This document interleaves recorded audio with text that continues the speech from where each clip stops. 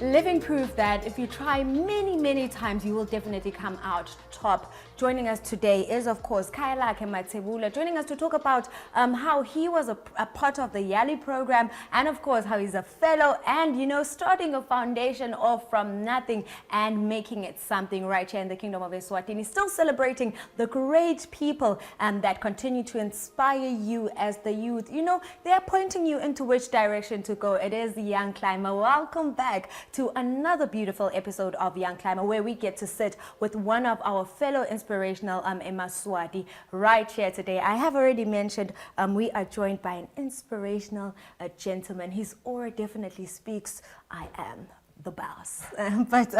Welcome, Kaya, to Young Climber. Welcome, morning. How are you? I'm very well, thank you. Thank you for having me. You know, growing up in Hlangano, you dreamed of playing soccer in the English Premier League. Yeah. How did that dream shape your early years, and what led you to shift in your aspirations?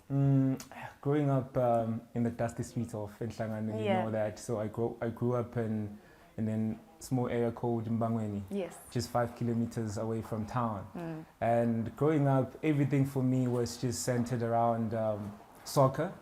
Like, I just wanted the ball to me, like growing up, and I wanted everything that had to do with soccer. Yeah. So then growing up, I remember that we also used to fight with my dad when it came to going to church and soccer, because I used to put soccer first before everything.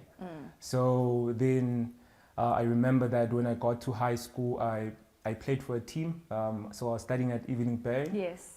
I remember I was under the under-17 team at Evening Bay at one point, and I was also playing for a local team at Mbangweni. So I was a striker, by the way. So I was scoring goals. If you don't know soccer, yeah, I played soccer as well. So I was scoring a lot of goals growing up. And then all I wanted was just something that could bring me recognition. I wanted something that could make me feel alive, you know, just something that I could do of passion. So me playing soccer was just a way of me trying to find myself where I belong. So that is why even when I was imagining myself playing for the English Premiership, so I was imagining myself as a role model to like local superstars, and I was looking up to players like Drogba. Yeah, which I think you know as well. Yeah, Didier Drogba, right? Yeah, Didier Drogba. He was playing for Chelsea. So but soccer taught me a lot.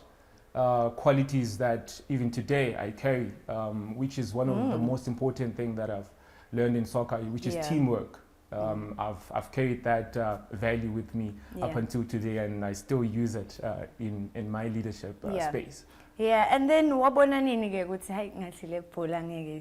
sometimes it needs to be about the books. Before we get into, I can say, the tearing part of your story, when did you then realize, or when did your aspiration shift? I think I was in high school. I was in Form 5 when I was just leaving my Form 5. When I was 18. Yeah. And I was looking at the players that were playing locally. That most of them were not going abroad. So I was like, is it going to be possible for me? So I benchmarked myself against those players who were playing in our PSO. So Kasomhlolo. And then it all changed for me, and then I was like, what could I try to make me feel alive? So I think it was just basically that I saw a lot of players who were not making it, like locally. And then since I had self-low esteem, I also then picked it up from them, like, hey, I can't make it. It's not gonna work. Then that shifted me, and then like trying to get something that could make me feel closer to actually feel like, hey, I'm alive, because that is the core essence of my living, growing up in a Christian family. All I wanted was just something that could make me feel alive, and I didn't find that in soccer. Hence why I changed pat. Yeah. Yeah. And now I want to travel through your emotions and, you know, take you to a time, back to a time that may have, you know, torn you apart. After finishing your high school in 2011, Yeah. you didn't do so well in your studies, you know, but you still had the courage to then go back, restart, you know, and try again. Can you just start with the time where you received those results and wabona ukuthi, it's the end for me. Like, what were you thinking? What was going on in your life right then? Okay. So I just want to tell you about my family setup, how we were set up back at home. Yeah. So my dad was working at Matapa, at Mandela's. So and then my mom was a stay home mom at home. So I was staying with my mom. Yeah. So all these years. So staying with my mom, all these years back at home, I never received any encouragement of me having to study. So there's no. So your mom wasn't strict. Yeah, she wasn't strict. So I never had, in my whole entire high school, I never studied beyond an hour.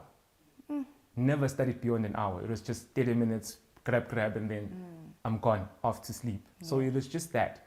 So, and then seeing my Form 5 results didn't surprise me because I knew that I didn't put in the work. Okay. So then I got my results in Form 5, where I only credited the English language only. Yeah. I got a B in English language, and then all of the other subjects I failed them, like dismally. And then transitioning to that, and then I took a gap year. Took a gap year, but then I was also playing soccer by then, trying to just unwind and try to cope with everything that was happening. But then I wasn't intentionally into the education thing, because I still had, my thoughts were in soccer. Trying to juggle between that. And then I remember then my elder sister was at CEFAPS. So she was doing her grade 12 there. So she was then one of my inspiration because she was in the household. So then I looked up to her that I also wanted to do matric and then redo my Form 5. And then that is when I went to Metropolitan at Nelspruit to do my grade 12.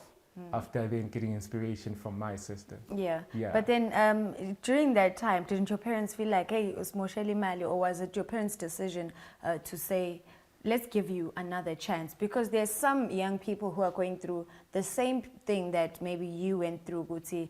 Maybe they didn't even credit any subjects when at least maybe one was enough.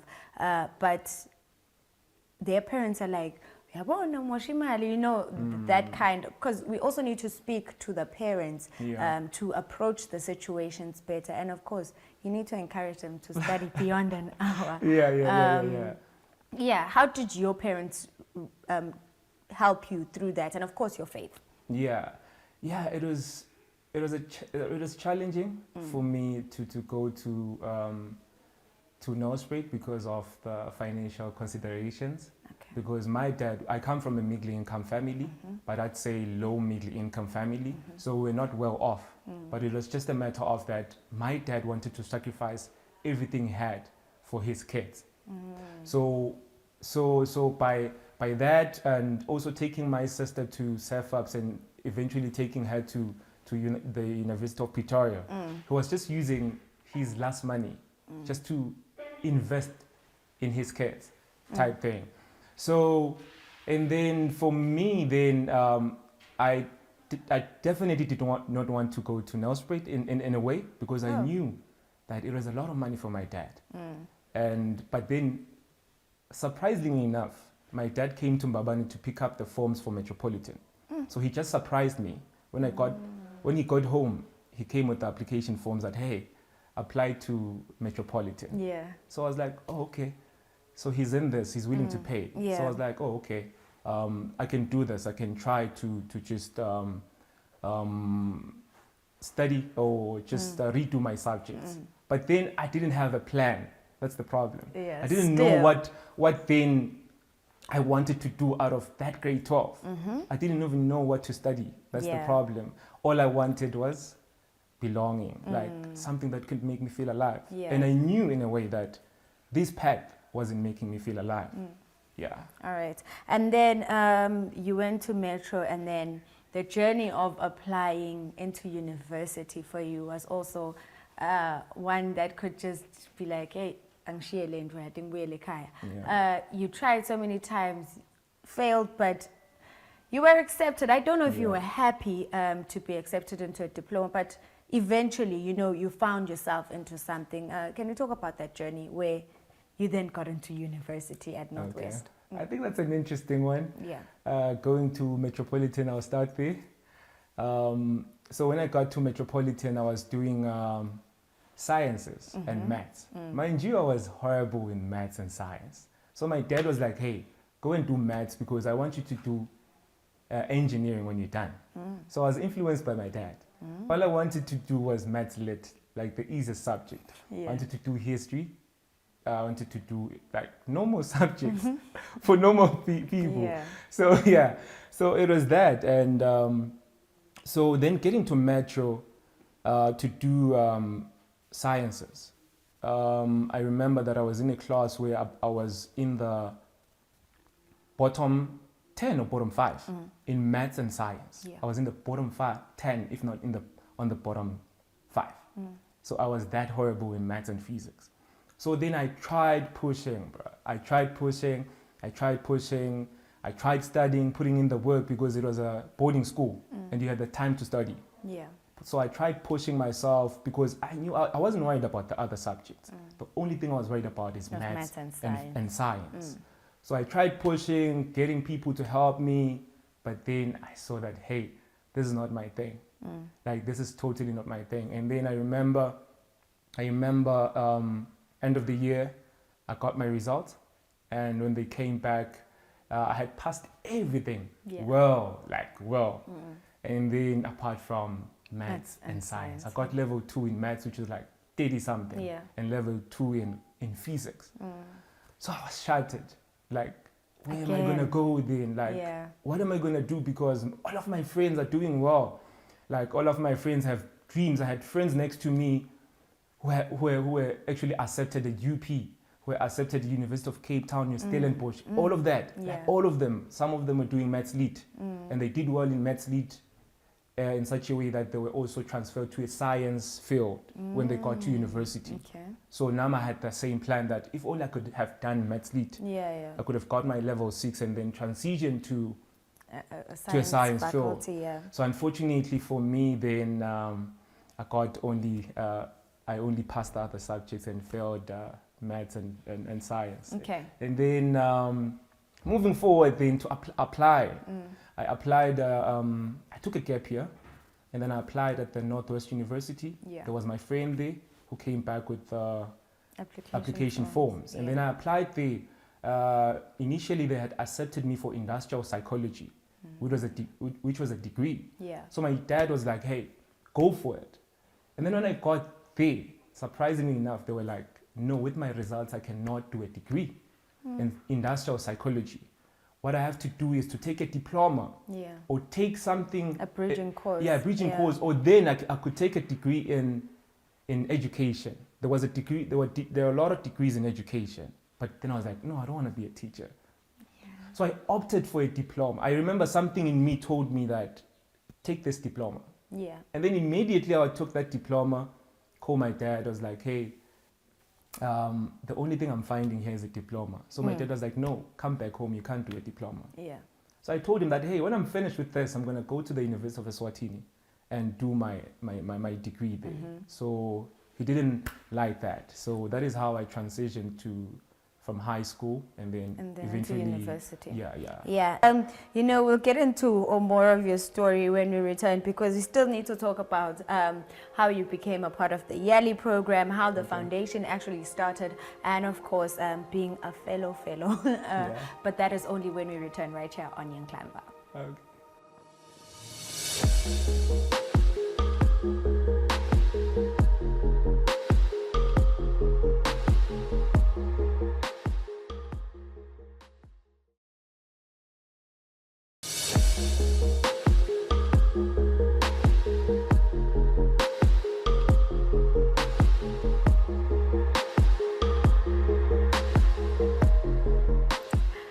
Returning to you, it is Young Climber, and joining us today we do have Khayalakhe, who is now going to talk about his story about starting a charitable foundation during your university years, which was in 2018. You started this foundation, to address food insecurity among university students. Can you talk about what inspired you to start this foundation, and of course how it has evolved throughout the years? Okay, I think starting the foundation for me, it was a combination of two things, which was me being a student and then being in food insecure at some point, and then also, most importantly, finding purpose. So, and then over the years, we've done commendable work, but then I wouldn't praise myself. It's the God in me that's been doing all the work through me. So from 2018 to where we are today, from supporting 5 students per week to supporting 600 students, university students, in like a week. It's massive. So yeah, I wish we had more time to talk about that. But you obviously need to unpack how the possibility of that came about, because 5, maybe you can do it on your own, but 600 is a big number. How did you then manage to get the support to be able to fund the charity on its own and support all of these students? I think from the start, I think it was a blessing that God blessed me with the entrepreneurial mind. So I started off the organization with my entrepreneurial spirit, whereby I had things that I was doing that brought in money. And then because of the passion that I had for helping out, that money, most of the money was used to support the kids. And then also we had a movie night, which we started at Luyengo, so which was happening every weekend, which the money we were using to support all our initiatives. And then going back to recently, then I think it's been through the leadership opportunities that I've been offered, which has built me as a leader and also gave me the element of collaboration, which I've seen that it is very, very key to scaling up your impact as a person or as an organization. I love that you speak about your collaborative work. Through Lend a Hand, you have collaborated with various organizations. How have these collaborations shaped your work, and if you can mention some of them? Okay, the collaboration. Yes, of course. We've done quite a lot of collaborations with individuals, and we've done a lot of collaborations with companies and organizations as well.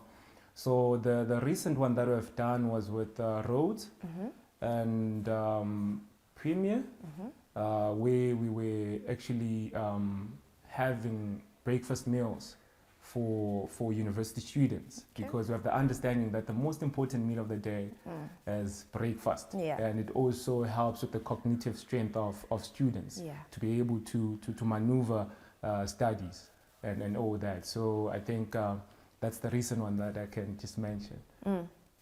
And then in 2023, you were selected for the YALI program in Midrand, South Africa. What was that experience like for you? That was amazing. That was amazing, being put in a space with different young leaders from different contexts or different countries. It was just amazing, because we here in Swaziland, we grew up in like a one culture. If you don't go outside the country, you cannot witness the beauty of Africa and the problems that Africa has. So being in that space made me to be just aware of what is happening in other countries, and sharing of ideas with different young leaders was quite exceptional. So I think it played a huge part in my work. Because when I came back from there, which was last year, we then multiplied our efforts through the lessons that I got, and also it harnessed my skills as a leader. And then this year you were chosen among over 50,000 applicants to participate in the Mandela Washington Fellowship in the USA. How did you how do you feel you stood out? Because of course you do not do the selection process, but what efforts did you put, in your application to make sure that you were chosen, and how has this been a highlight, in your life, and of course added to your experience and things?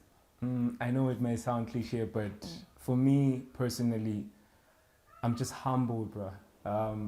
What God is doing through my life, because at some point I felt like I don't deserve to be in that space. So because we suffer from that syndrome, remind me? Depression. Inferiority syndrome. Imposter syndrome. Imposter syndrome. Yeah. So which I suffered a lot from.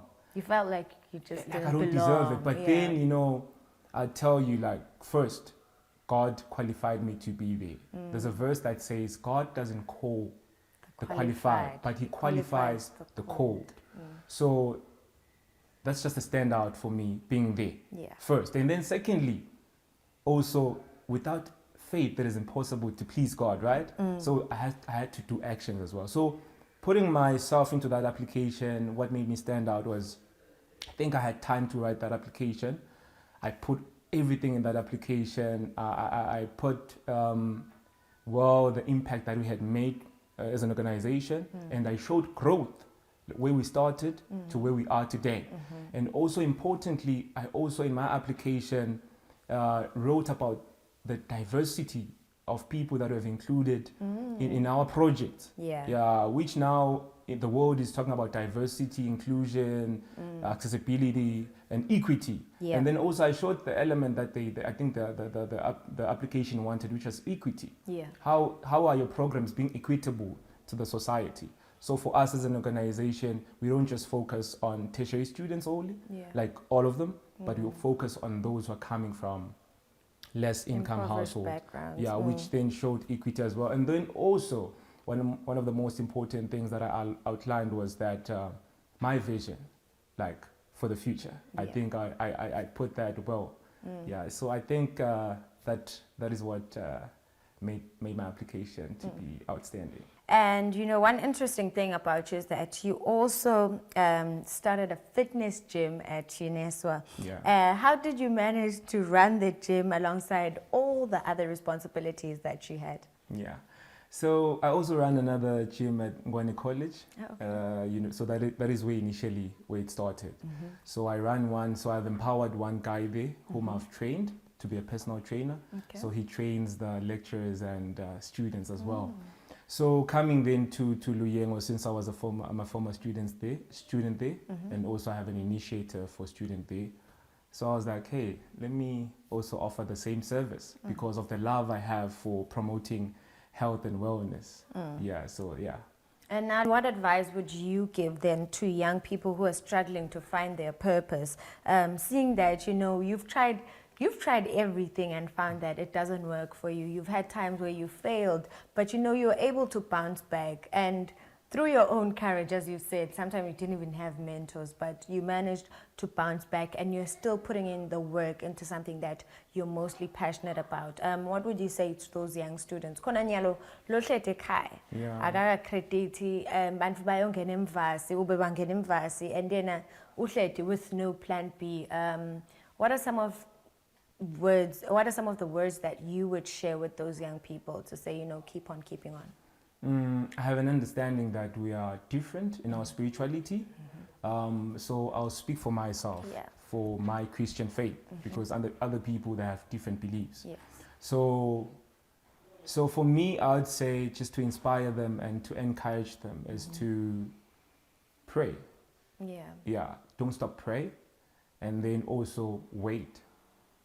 But then also another key thing is to know that God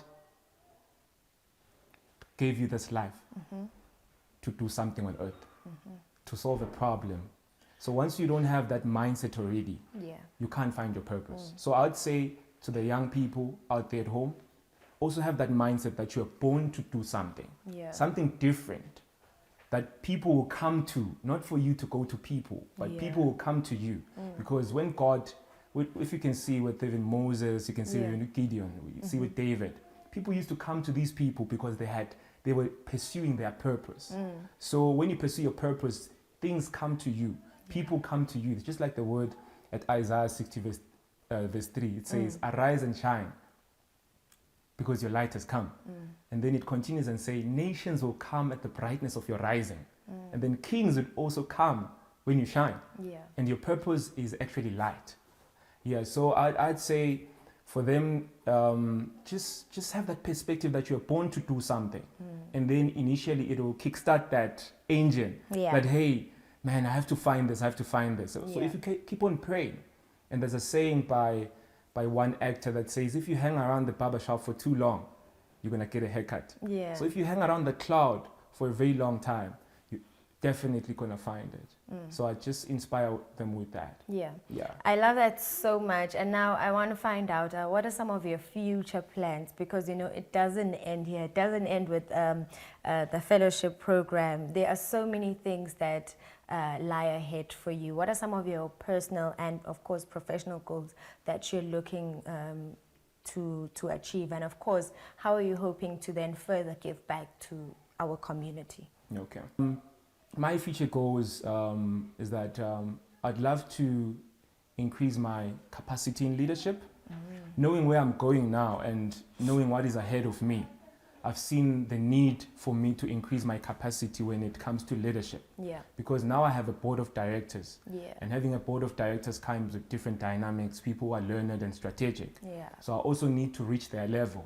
So for me personally, I need then to acquire those skills to be able to manage these guys, like non-profit management skills and all that.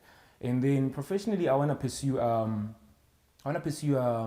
MSc in community development in the US, which I'm planning on doing next year. So once I do that one, and then it will help me to overlap to rural development, because I'm also passionate about rural development. I feel that MSc will help me when I'm maybe in my late 40s. Then I can overlap to rural development once my organization is just functioning on its own. And then another goal that I have is just to actually increase our food bank capacity, because we have a food bank that we have, but it only supplies like a small number, which we wish could be more. So for me right now, it's just with my organization to increase that capacity so that we can have footprints at Limpopo Queen, have footprints at other universities as well. All right, Tim. A big thank you to you, Khayalakhe, for joining us right here on Young Climber. We do hope that, you know, all of the things that you have spoken about, especially when it comes to the development of our communities here in Eswatini, will, you know, come to life. And, you know, we'll see you do big things, of course, in the future. And maybe you'll visit us again. So we are Emaveni, so Akairishe Leo MSc. A big thank you to you. By God's grace. All right. Thank you. You heard it. It's time to find your purpose in everything that you do. You know, center yourself and, of course, find your purpose. That was Khayalakhe Mathebula right here on Young Climber with myself, Tabelo Dlamini. But we will return next week, Tuesday, 6:30. But for now, see you then.